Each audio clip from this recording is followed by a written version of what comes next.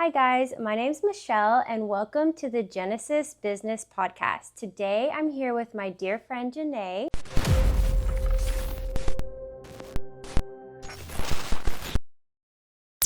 I'm excited because I've worked with you for a couple years now. I can't believe it's been that going long. on about 2 years or so. Yeah, I think so. And I basically do your marketing, your social media marketing, and help you out some there. Yep.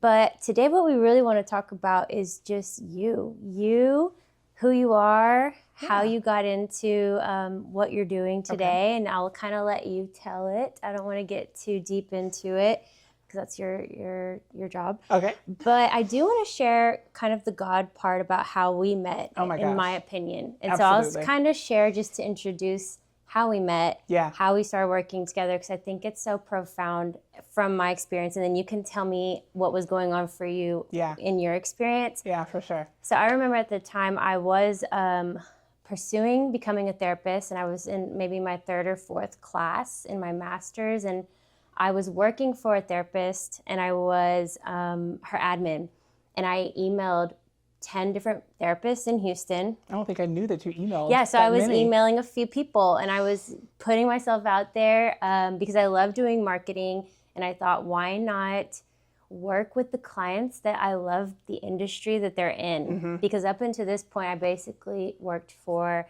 gym equipment. I could work for fire reconstruction. That was one thing. So I was just working for a bunch of different people, and I thought, it's like a God thought. I'm like, why don't I just introduce myself and put myself out there in the industry I'm wanting to be in? Yeah. It's kind of common sense. But I just never thought of it. And so I emailed a few people, and you were one of the few that responded.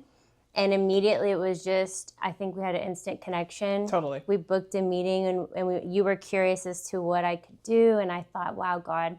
And it just happened, right? So it was one of those things where I couldn't have known. I didn't know you at all. It was very cold email. Like, you didn't know me. Nope. But everything aligned. I think what you believe in, even up until now, I'm like, I couldn't have picked a better client. And I also see you as a mentor. Yeah. And so I've learned a lot working with you, and I just enjoy it. And so that's kind of how it was for me. Yeah. So tell me how that clicked for you. It's so neat because I remember getting the email. Yeah. And it was right about a time where I was realizing that we needed a bigger social media presence as a private practice, mental health private practice.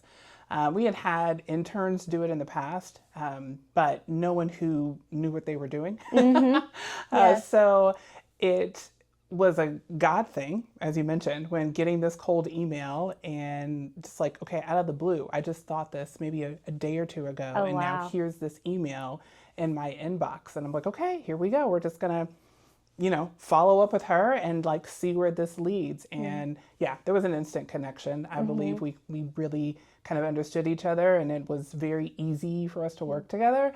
And so that was, like you said, almost 2 years ago now at this point. And we've expanded into doing some other things as well. And we'll get into that. Yeah. I think it's beautiful. I think the perfect timing that you said, like if I would have hesitated, because I was, it was me reaching out into an area I had never been in before. In the sense of social media. I was studying it, but anyway, and but I know how to do social media. But anyway, you were like my first therapist, like official. Yes. I had also worked for a life coach, but anyway, it was different. And so the fact that the couple days before, it's just God's timing, and I'm sure that'll come up again in the conversation. So tell me. So I am reaching out to a therapist, but even more than that, you own the practice. Yeah. So if you want, we can start there. Tell me maybe how you got into, at first you had to be a therapist, right? And then you have a practice. Tell me a little bit about that story. That whole journey, So Fowler and Tidwell Counseling is the private practice here in the Houston area, kind of the Galleria area. And we just turned 10, so we've been around for 10 years, which is just nuts. That's crazy. It really is. But as you mentioned, I started my therapy career probably about 20 years ago. So I started this entire journey knowing that I wanted to help people. That was the very common theme. But first it started in medicine. And I don't know if we've ever even had this conversation. So I had a elder sister that I never met. Because she passed before I got here. Yeah. Sorry. And so once I understood that I had had an elder sister that I missed out on kind of having that sisterly relationship, medicine became the goal, right? Because it was just to kind of make sure no other little sisters lost their big sisters. Wow. That's what my little 5-year-old brain said once I comprehended it all. So Brave. I went to, at 5, Yeah. you can do no wrong, right? Like you can conquer the world. So went to med school, Wow. left med school. So that was a major turning point in my life. And I went back home and was like, what am I supposed to do? And so I had one of these interesting God conversations where I was like, okay, God, I've took this MCAT. I have made it to med school. I am tired of all of this, right? I'm not going to take the GRE. You're going to have to make it work, right? Like I'm daring God to Or make like, it I'm work. done. Yeah. Like, Whatever I'm going to be, you're going to have to make it happen. yeah. And so I ended up applying to one graduate school, and I got into that one graduate school, and that began my journey in mental health.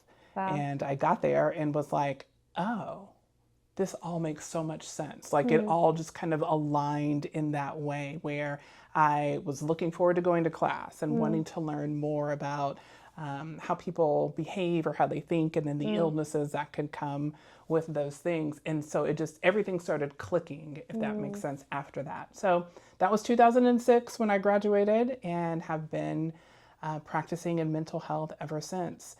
From community mental health to juvenile justice to adult justice. I did some work in corrections, and then finally making my way to private practice. Wow. Yeah.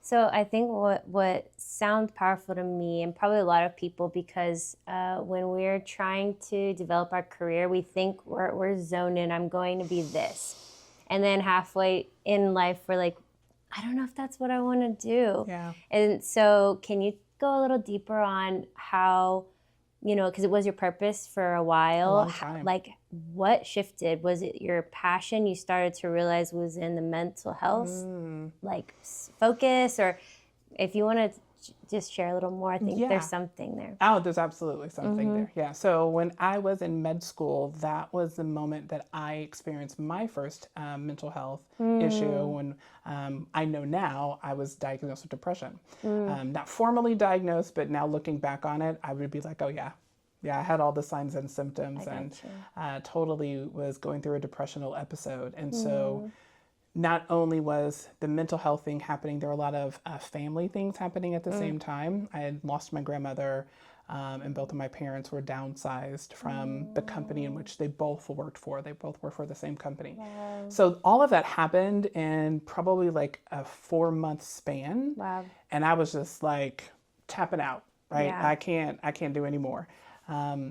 And that led to me leaving med school and kind of figuring that out for the next 6 months or so, like bringing myself kind of out of that depression, refocusing where I wanted to do at this point, because I'd had a chemistry degree, but I didn't want to be in a lab, right? So it was kind of like, that was that whole conversation of, okay, God, you're just going to have to like figure this out for me, because I don't know where to really go from here. So now understanding that I was in a depression when I went to graduate school and started learning about mental health, I think it was an eye-opener, because it also helped me understand what I was going through when I didn't know what I was going through. That makes sense? Oh, yeah.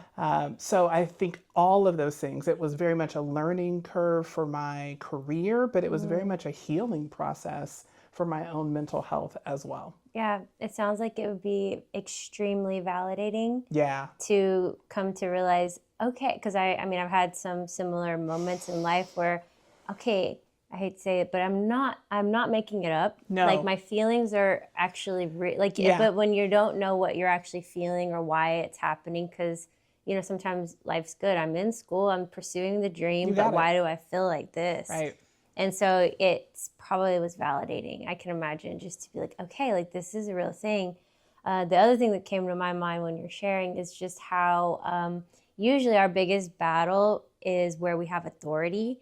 And so once you overcome something, you then have, it's a spiritual authority even, right? You now have, you have the book knowledge, but there's a spiritual knowledge, I think, that comes with an authority of when you overcome something, there's power in helping others overcome it versus someone who just read about it and they can tell you what to do, but they don't know, they've never been through it, right? So there is something very powerful, I find, that God will use the very thing that was meant to rock you or shake you, then to, you know, help lift other people up out of the pit. That's so good. That's what is that? It's Romans 8:28, where he kind of says he will work all things for good, and you're like, how could you work something so horrible for good, and then you're living your purpose? Absolutely. I don't know. No, you're dead on with that. I think completely. To be seen as an authority in a few different lights. So, of course, owning a practice, right? That kind of puts you in a business sense of authority. Having lived through depression, gotten to the other side of that, I can speak to that when working with clients. And I'm also what they call an LPCS, a licensed professional counselor supervisor. So it allows me to mentor and train the next generation of mental health professionals and being an authority in that way. So in multiple facets, that authority piece is very much playing out in this entire journey that I've had in my career. So I think you're dead on. Okay. And so then we can get into leadership of it all, because I would think, or even for me, you know, I aspire, I study, I'm into, one day we'll get there. But anyway, so I love reading about and learning about mental health, right, in the therapy space. But some people are content when they're just what they want to do. They just want to work with the clients. What was it in you that led you to desire or pursue, right, the owning the practice? So, or is it just kind of like that's the next step? You know, again, it was one of those God moments. When I began practicing very shortly after graduate school, I worked in community mental health. So I was, you know, going to my job, working, seeing my clients, going home. And my good friend was like, why don't you, you know, start your own business? And I was like, nobody wants to do that. Yeah, it's hard. Like, that's way hard, right? That's a ton of work. And I had seen my father in his entrepreneurial efforts. He is an entrepreneur as well and was very successful, but it was a very long and laborious journey for him to get there and the ups and downs that come with that. So that in the back of my head, I was like, I don't know if I want that. Yeah. So it wasn't on my radar at all. But I will say once I transitioned to Houston, I'm originally from Indiana. Okay. So when I transitioned to Houston and I was here and I was working, the yearning for, is this it? Is this the day-to-day, the clock in, the clock out? Like, is this all there is to my mental health career? And so that piece was birthed, I think, in me, not knowing that the answer would be private practice, because that still wasn't on my radar. So I say it was another God moment. I remember being at an altar call at a church service, and it wasn't even my church. I was at another church with a friend of mine who had invited me to a service. And I was really in that space and thinking, like, is this it? God, there has to be more. What else is there? And the minister that was preaching at the time looked directly at me and he said, yes, there's more, so go for it. And then he moved on to the next person. Chills. Yeah, it was crazy, Michelle. It was crazy. It makes me want to cry. There is more, so do it. And then he went to the next gentleman and to the next lady. And they just where he was, you know, prophesying to the people there. And so I was like, okay, what else is the thing, right? And so very shortly after that, probably a few months, my coworker at the time where I was working, she and I were supposed to launch a second location for my current employer at the time. And she just looked at me and said, we should go to lunch. And we went to lunch in December. And then we went to lunch in May. And then in January, we opened the private practice. Wow. It wasn't on my radar yet again, but she was like, you know, we could probably do this for ourselves. And I was like, I don't know you. You're my coworker. you're cool, Yeah, right? yeah, But, you know, joining a business with somebody is like getting married to them, right? yeah. Like you are tied to them. And for whatever reason, I had no qualms. I had no, I need to know your background, who's your people. Like we did none of that. We just were like, okay, let's do this. Yeah, why not? Let's try. Let's try it. And so she was the Fowler and I was the Tidwell, and hence the birth of Fowler and Tidwell Counseling. So I could say this was this whole journey I thought was going to happen. Friend, it was on my radar at all. It was literally me following the directions that I was supposed to follow. And like an open door and just kind of giving it your yes. That's it. Just walking through like, okay, we're supposed to walk through, so here we go. Yeah. Yeah. So I want to hear maybe some fears that, because obviously when you're starting a business, it's scary. Well, it depends on, there's different levels of fear or different types, like fear of rejection, or we fear of failure. Aren't they different in a little bit? They are, I think so, for sure. And I can say fear of failure was definitely the one that was prominent for me, because I had some level of clientele that like somewhat followed me. I told them I can't tell you where I'm going, but my name's not changing. I see. You know? Yeah, so you did it the right way. Right, yeah. And the legalities of it, it's like I can't poach you, but my name is my name. So that's fair. that's all I can say. But from there, you know, you always think, okay, well, is it going to be enough, right? Are there enough clients coming in the door? And is it going to be enough to pay all of the overhead and all of the expenses that come with a business? And are people going to call? Are they going to pick up the phone and walk through the door, right? So there was definitely some fear of failure there. And I think there was enough naiveness that I didn't know what I didn't know. Yeah, which helps. Which helped. In that case, yeah. Absolutely, it definitely did. Because, you know, being 10 years into business ownership now, it's definitely, I look back and I was like, oh God, if I knew some of the worries and concerns, thank God I had no clue about any of those things, because I don't know if I would have like pushed through so easily. That makes sense. Yeah, it was a learning curve for sure. Yeah. And I wanted to hear, you mentioned your father, so maybe some of how you grew up that maybe shaped your yes or your no, and timing, and just anything that you want to share. Yeah, he was definitely a big part of my belief that I could. Wow. Yeah, for sure. So his background is kind of that rags to riches kind of a story. Beautiful. So, yeah, he's one of 7, and they kind of grew up in the 3-room house in rural Kentucky, and made it to the quote-unquote big city of where I was born in Evansville, Indiana. And you can definitely see his hunger to be more, do more. And that's kind of how he's known in our family. He's the one that like pushed for more, and has really taken that place. And so watching him do that and knowing his story, it was very much okay, well, if he can do it, I can do it. Right? And his favorite line was, Jenai, there's a huge world out there. Go see it. Get out of here. Go explore. And I think he makes fun of me because he says, I think you did it a little too much, because once you got the car, you were like I was doing. You were never home. I was driving to New York and Atlanta and South Carolina, right? And he was like, okay, have car will travel. That's my daughter, because I went to explore, right? I wasn't afraid to go and do the things. That's good. Yeah, so he definitely was a big part of the foundation for me believing that I could do this. Yeah. And then once I told him I think I'm supposed to open this, he was gung-ho. Oh my gosh, I got another entrepreneur in the family, right? So like, let's go. He was super excited. Okay. Did he like mentor you through it, or was he honestly was the seed money. Okay. He invested. He did. Good. He absolutely did. He was the seed money. And literally said, like, this is me believing in you. This is not That's so good. me, you know, having part ownership or wanting any payback. This is just me believing in you to do it. So like a good father. he really, really is. Sweet. I won't say was, but no, he absolutely is. That's so good. Yeah. I wanted to hear that because I think that's powerful.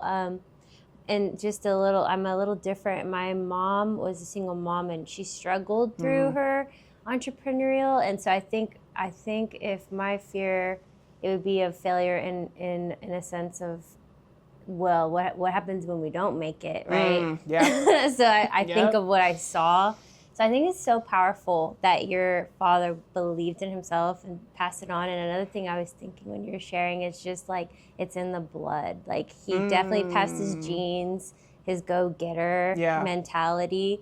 And so I just think that's beautiful, a proud moment of let me pass the baton and to the next generation. Yeah, I definitely think it was that for sure. And my siblings, you know, they are definitely go-getters in their own right, but we are the two kind of entrepreneurials, if you will, in our levels of family. Yeah. And so we do a lot of business conversation and a lot of finance conversation that I know he doesn't quite do with my siblings because it's just not their world, right? So I think we have a common bond in that, and we so probably good. Always will. He's very much a business mentor for me. I love that. That's so beautiful. I didn't know that. Yeah. That's such a sweet story. Yeah. So you mentioned when you were starting the practice, you were a little naive, which I'm like, sometimes toxic positivity is good, you know, but you don't know, won't kill you, or whatever they say. So, you know, but now, then you said looking back, so there was obviously some challenges. Oh my. Maybe you want to share a lesson or two, anything that comes to mind that really was pivotal, or what you'd tell a younger you. Fair. Yeah. But keep us positive, right? You're like, young you, naive is good. However, just a little heads up. Absolutely. More encouraging. Yes. So I would say a few things like specific to this field is, you know, we go to school to understand people, not to understand numbers. Right. Right. So though I know how to do the business of therapy, or excuse me, the skill of therapy, I didn't know much about the business of therapy. Right. So just understanding the financial parts and profit and loss statements and financing and funding, like all of that was a huge learning curve. And I'm glad that I didn't realize I didn't know so much. Yeah. Because again, I would probably not have done any of this. It's overwhelming. Yeah, absolutely. So I would say if there's any one piece is, you know, get a little bit of business knowledge so that you know the business of doing business and not just what it is that you're going to do, whether that's, you know, cosmetology or haircuts, right? Or therapy, right? Whatever the skill set is, also learn the business part. I wish I would have taken a little time and done that.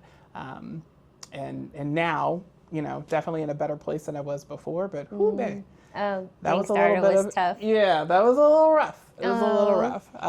That was huge. And then I would say the other piece is, and I think we've kind of touched on this, like really have a mentor. My dad very much so was, but I had to go and seek out folks who knew the business of therapy, because he's in real estate. Okay. So we can talk numbers all day, but at the end of the day, he's like, I don't understand the pay for service, almost like a client base, right?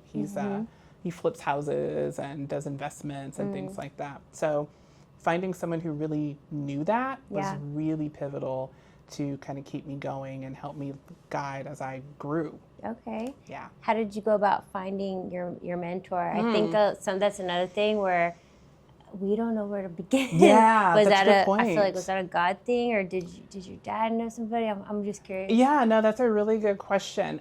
So yet another God moment. Before I began the entrepreneurial piece, I was working in adult corrections, I kind of had mentioned. And so one of my coworkers there had a private practice on the side. Okay. And so I mentioned to them, like, I think I'm supposed to do this. And actually two different individuals, two different women at two different time frames. One of them was like, hey, I'm just kind of starting this off as well, but I'm going to share all of this wealth with you, and like handed me a binder that I still have to this day, right? That was kind of a breakdown of kind of how to do a private practice.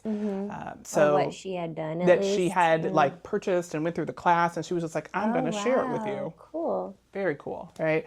And then I think a few months later, I ended up meeting this other coworker, and she had already had an established private practice. She was just kind of side gigging at the adult corrections facility. And she was like, here, you need to know this. Ask me this. Let's talk about that. And she still very much is a mentor.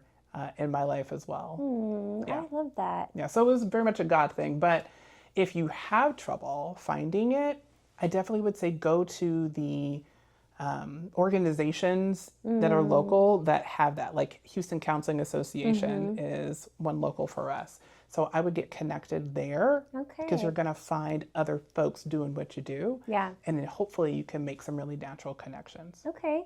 And I do have a question. How long were you practicing before you opened your own? I actually know the lady I worked for, she was still being supervised when she had the funds to open. Oh, wow. Yeah, so she was running it and Learning. finishing up her side of things. Wow. Yeah, but she was doing it. And so, but I'm curious, like, would you recommend? What do you think? How was your experience? I would recommend getting secure in the craft before you build the business. That's good. Right? So I had practiced in Indiana prior to moving to Houston, and then lived in Houston and practiced as a therapist here for 5 years before I ever opened the practice. So I had practiced around 10 years before I started the entrepreneurial piece. Yeah. And then have been doing this for 10 years as well, right? So I can't imagine getting my feet underneath me and secure as a clinician and also then trying to like run a business and figure that out too. Yeah. Whew, That's like, a lot. That's a lot. Okay. Yeah. I'm just curious because I've seen a little bit of different things and was curious what you experienced. Yeah, no, I definitely was in the field for a bit before I decided to like do the business of entrepreneuring. Yeah. That's good. That makes sense. So do you want to, I don't know if you want to get into, I know now you consult for a little bit and you're more with corporations and organizations. Yeah. Is that would be different from your practice? It would be. So it's a whole nother thing? A whole nother thing. Yeah, so tell me how that started. I know a little bit. Sure. So I had multiple businesses. So I'd had another business prior to starting the private practice with another partner, but it was just kind of lingering in the background, right? We really weren't like gung-ho pushing it. It was just kind of there. So the idea of being an entrepreneur had already kind of been there. But with then starting this, eventually I said, okay, there's so many things happening. Yeah. I'm going to have to get out of the chair as a therapist. I'm going to have to start to pull myself away from just the client after client after client so that I can actually run the businesses that I'm investing time and effort in and now have staff, right, that I need to manage as well and make sure that they're good. So that began the idea of like, okay, well, if I move out of the chair, then what? Because I didn't want to lose the touch with the people. Like that really meant a lot to me. It really does. Yeah, it's where my heart is. So how can I do that in a bigger scale, maybe? And a colleague of mine, a really good friend that basically we call each other sis, right? She says, you just need to start speaking. And I was like, wait, what do you mean speaking? Like, what would I speak about, right? That was a whole, another moment. What am I going to do that for? But that's where the idea began. And so the journey of really talking about one of the things I'm most passionate in mental health about, which I call holistic mental health, which is the idea of utilizing our lifestyle choices as a way in which to treat mental health concerns. Food is medicine, right? Ensuring you're resting well, understanding movement and its place in your well-being. So all of those things are very passionate about personally, but I've incorporated that into my practice with my clients. And then that became the platform in which I began to do this consulting and this speaking with. And so I learned how to do that, right? Learned how to be a consultant, learned how to be a speaker. It's a whole new skill set that multiple clients at once in front of a room or with a whiteboard instead of with a clipboard, right, in front of you with a client. So that was the beginning of that journey, and I've been doing that, I'd say probably for 3 to 4 years now, with kind of slow growth. I didn't want it to like go gangbusters. While I'm also doing all these other things, right? So that has been that journey, and it's really, I think, got at a pivotal place right now where I think it's going to be taken to the next level. Do you want to talk about what's happening? Because I think it's so exciting. Absolutely. So you go from I want to help people to I'm going to help people and manage and lead, which I think is another powerful, you mentioned mentoring. So you're not necessarily just not in connection, right? Absolutely. And then now you're talking consulting in bigger groups at once. Yeah. And now what's happening from that? It's just a natural progression. It really is kind of crazy. Yeah. So the big stage now is I'm going to give a TEDx talk. That's crazy.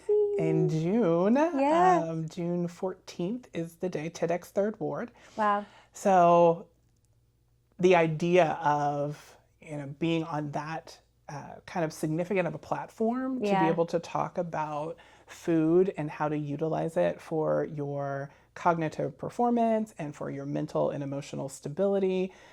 It's a new concept, but it's definitely more and more out there and recognized now. So I'm excited to see what God is going to do with this. Because again, Michelle, not on my radar. Yeah. My husband actually said, hey, I think you should do this. I'm going to sign you up for the interest meeting.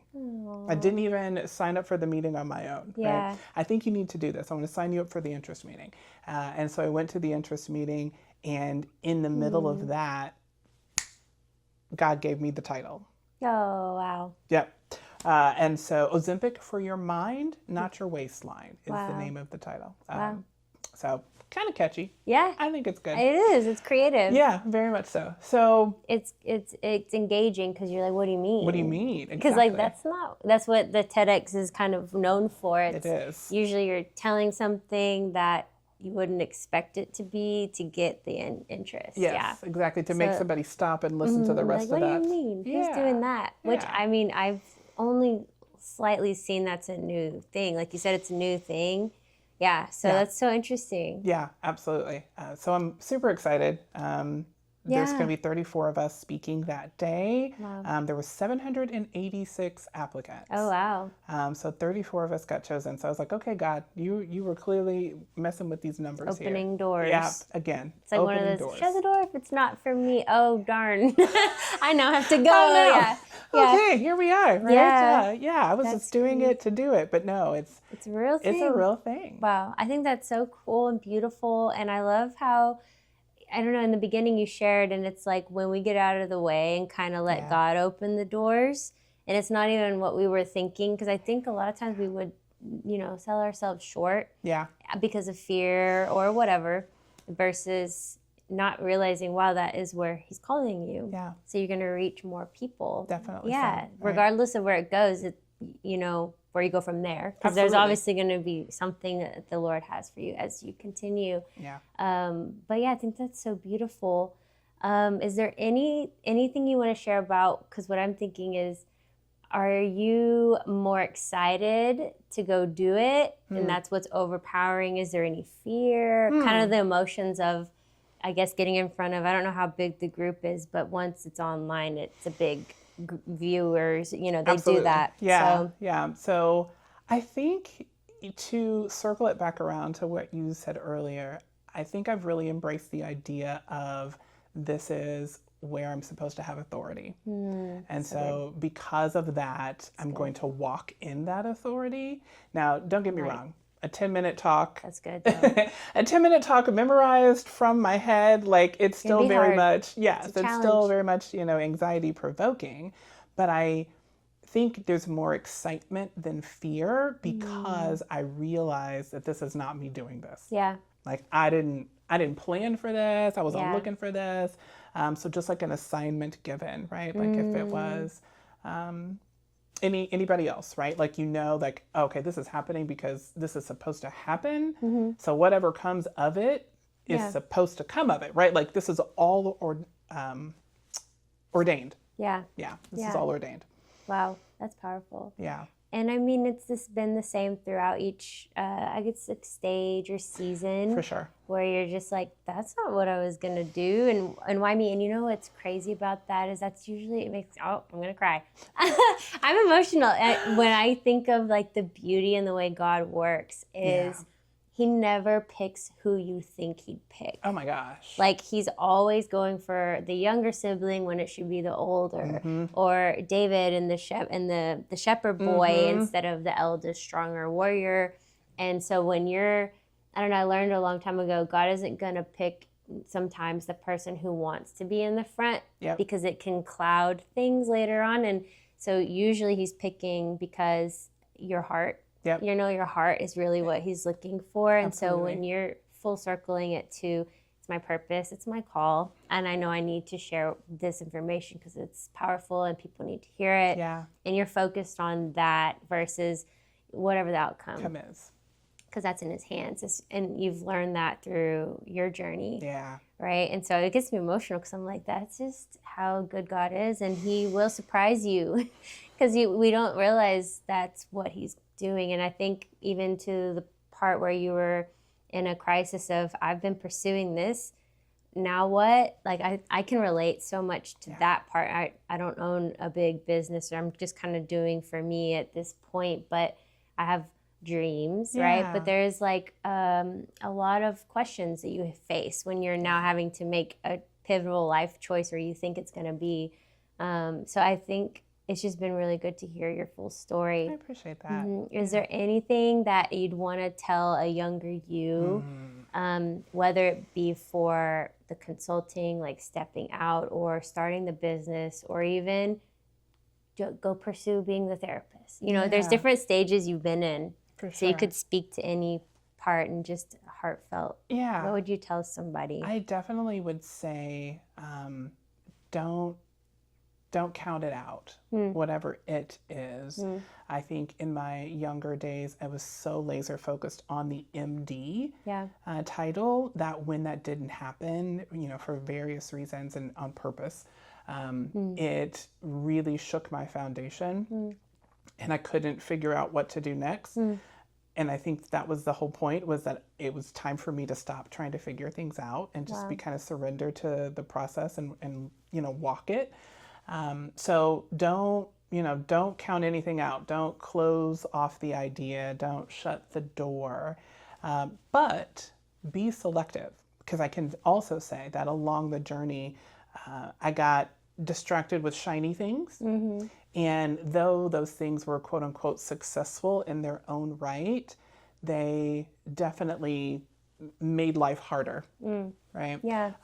And maybe took my focus off of the main thing being the main thing, which at the time was, Fowler and Tidwell and therapy, right? And doing that. So be mindful of those things as well. Not all... everything that glitters is gold, right? Is that it? Or not all money is good money. Yeah. Kind of those types of That's good. Metaphors. Yeah. Wow. And you brought up the word success. So I think everybody defines it different and their vision of what it means. How would you describe it for you now that you've, come this far? I think initially it was profit and loss, right? Revenue numbers, number of staff, right? Like the growth, that part. And I think now success is being able to wake up and have a slow morning. That's good. Right? So it's just the creation of the life that I want to live rather than maybe the life I have to live for whatever reason that may be. So now in this lovely age that I am, it's more about the choices of what I want rather than what I have to. And that definitely is my definition of success. That's good. Yeah. Would you have been able to kind of focus on, like, it sounds like fulfillment, right? Like, how do I want to live versus what I have to do today? I mean, starting the way you had to start. Yeah. Did you have the leisure, I guess, to have lived that way, do you think? Like, speak to the kids who were like, we're workaholics and we're trying to get that ladder and we're trying to, would you start implementing now? I mean, how would you? It's a good point. And I can say, though this journey, has some rocky points to it, and I definitely had, the backing and support of my father. We know what it is to, like try to make the ends meet, right? Yeah. Like we've lived that life. I've lived that life in my younger years, and even in my early 20s, being the broke college student was a real thing. Yeah. So I appreciate that. And even with a master's degree, my dad was like, "Are you sure that's all you can make? Like, maybe you should be able to make more." And I drank the Kool-Aid and was like, "No, mental health providers just don't make that much money," you know, which is a lie. Yeah. Don't believe that. Yeah. So I can definitely say that there was a grind of a have to, for sure. Some of it I lived through, some of it I put myself in, right, because of the decisions that I had made. But if there is a build it while you go, or if there is an idea of I need to kind of start now so I can have it later, I think that absolutely has its place, but don't feel like you got to have everything right now, right? There's no way that I could have had, you know, what I have now back in my 20s, and I'm kind of glad I didn't. Yeah. Because I don't know if I would have known what to do with it. That makes sense. Yeah, so the it's maturity. Like, natural progression and maturity. Yeah, for and sure. And then it becomes what you need in each Stage. stage. Okay, that's beautiful. Yeah, absolutely. Yeah. Okay. Well, I mean, I could ask you questions all day. Is there anything on your heart that you want to share that I didn't ask? Or I think we talked about it before, but just being open, right? Don't close off the idea, even if it's not yours, right? My husband signing me up for the TED Talk. My coworker coming to me saying, we should maybe do this, right? Like none of these things came from me, but I was open to what was presented from the right people at the right time. And it's been pivotal in creating this life that I know is the life I'm supposed to have. So just don't think you've got to come up with it. Be open to it revealing itself to you through those trusted sources. It's beautiful. Yeah. Well, thank you, Jenai. Thank you for being with me today. And I hope we get to do this again soon. I want to hear what's coming next. Awesome. I would love that. Thank you. Yes, you're welcome.